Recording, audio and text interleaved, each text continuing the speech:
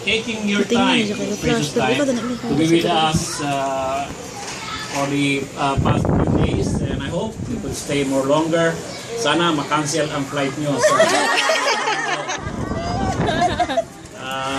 we're looking forward to that. Para lalo tayong magkaroon ng banding sa bawat isa. Ako, I for one, I really feel nostalgic tonight. Ang naninindig ang balahibo ko for the feeling na matagal ko na rin gustong gawin, na makapiling kayo, to be with you, to hug you, and to see the beautiful faces of the people we love so much in Hagna.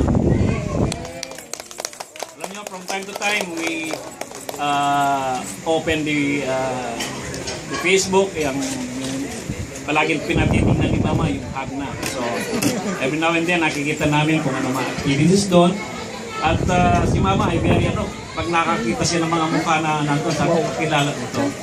And that really makes us feel good. And I'm glad that people here, nataon na to si Rolly. And I feel a little bit sad dahil yung mga kasama natin na mga pinsan, mga tiya, si Mami nasa Amerika, mga pinsan natin are somewhere else in outside and here in the Philippines. Sana ay kasama natin.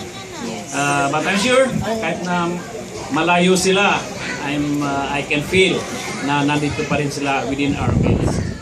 And we will not want to forget people na mga kamag-anak natin na nasa kabilang buhay na. We pray for them, and tonight we surely miss them. No? So maybe para lalong maging ganap ang gabing ito, I'm sure everybody doesn't know everybody here. So maybe may call on Rolly to introduce the members of his family para makilala naman ng mga kasama natin. Then later on, mga magaganda at mga makikisig na kamag-anak natin na maybe could also identify themselves. Welcome at sana makancel ang inyong flight. Grabe.